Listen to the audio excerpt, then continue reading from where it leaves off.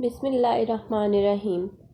ایک دن حضرت عیسیٰ علیہ السلام کی قوم نے ان سے درخواست کی کہ جس خدائے بزرگ و برتر میں یہ لامحدود طاقت ہے جس کا نمونہ آپ کی ذات اقدس اور معجزات ہیں، اس خدا میں یہ طاقت بھی ضرور ہوگی کہ وہ ہمارے لیے غیب سے کھانے پینے کا سامان کا دسترخوان نازل کر دیا کرے تاکہ ہم روزی کمانے کی فکر سے آزاد ہو کر خوب اطمینان سے یاد خدا میں مصروف رہا کریں۔ حضرت عیسیٰ علیہ السلام نے فرمایا، اگرچہ خدا کی طاقت اور رحمت بے پایا ہے، لیکن کسی سچے بندے کے لیے یہ لازم نہیں کہ وہ اس طرح خدا کو آزمائے۔ بس خدا سے ڈرو اور ایسے خیالات سے بچو۔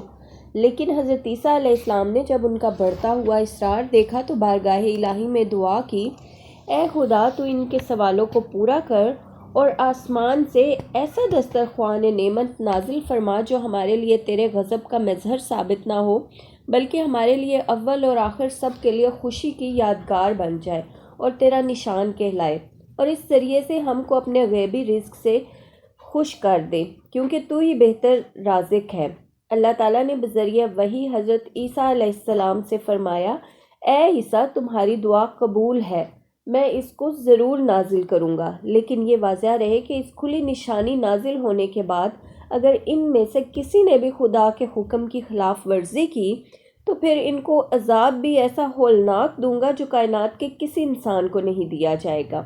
سورہ مائدہ میں اللہ تعالیٰ فرماتا ہے، اور دیکھو جب حواریوں نے کہا تھا، اے عیسیٰ بن مریم، کیا تمہارے پروردگار ایسا کر سکتا ہے کہ آسمان سے ہم پر ایک خوان اتار دے؟ عیسیٰ علیہ السلام نے کہا، خدا سے ڈرو، ایسی فرمائش نہ کرو اگر تم ایمان رکھتے ہو۔ انہوں نے کہا کہ اس بات سے مقصود قدرت الہی کا امتحان نہیں، بلکہ ہم چاہتے ہیں اس سے کھائیں اور ہمارے دل آرام پائیں اور ہم جان لیں کہ تو نے ہمیں سچ بتایا ہے اور اس پر ہم گواہ ہو جائیں۔ اس پر عیسیٰ بن مریم نے دعا کی، اے اللہ، اے ہمارے پروردگار، ہم پر آسمان سے ایک خوان بھیج دے کہ اس کا آنا ہمارے لیے اور ہمارے اگلے پچھلے سب کے لیے عید قرار پائے اور تیری طرف سے فضل و کرم کی ایک نشانی ہو۔ ہمیں روزی دے تو سب سے بہتر روزی دینے والا ہے۔ اللہ نے فرمایا، میں تمہارے لیے خوان بھیجوں گا، لیکن جو شخص اس کے بعد بھی راہ حق سے انکار کرے گا تو میں اسے اس پاداش میں عذاب دوں گا، اور ایسا عذاب کہ تمام دنیا میں کسی آدمی کو بھی ویسا عذاب نہیں دیا جائے گا۔ یوم سبت، جو کہ یہودیوں کی عید کا دن ہے، ایک جمع غفیر بیت المقدس کے ہیکل سلیمانی میں جمع تھا۔ حضرت عیسیٰ علیہ السلام انتہائی خشوع و خضوع کے ساتھ بارگاہ الہی میں دعا کر رہے تھے کہ لوگوں نے دیکھا آسمان سے فرشتے خوان نعمت لیے زمین کی طرف اتر رہے ہیں۔ جب خوان نعمت پہنچ گیا تو حضرت عیسیٰ علیہ السلام نے 2 رکعت نماز شکر ادا کی اور خوان کو کھولا تو اس میں تلی ہوئی مچھلیاں، تر و تازہ پھل اور روٹیاں موجود تھیں۔ خوان کھلتے ہی ایک ایسی نفیس خوشبو چاروں طرف پھیل گئی جس کی مہک نے سب لوگوں کو مست کر دیا۔ حضرت عیسیٰ علیہ السلام نے لوگوں کو مخاطب کر کے فرمایا، لوگوں، جس طرح میری پیدائش ظاہرہ اسباب دنیاوی کی مرہون منت نہیں، اس طرح اس خوان نعمت کا آسمان سے اترنا بھی بغیر کسی سبب کے ہے۔ مجھے اللہ تعالیٰ نے آپ لوگوں کی ہدایت و نصیحت اور دین موسو کی تکمیل کے لیے اپنی کتاب انجیل مقدس عطا کر کے اپنا نبی مبعوث فرمایا ہے۔ میری سچائی اور آپ کے یقین کے لیے اس خدائے بزرگ و برتر نے اپنے نشان مجھے عطا فرمائے۔ کیا تم نے نہیں دیکھا؟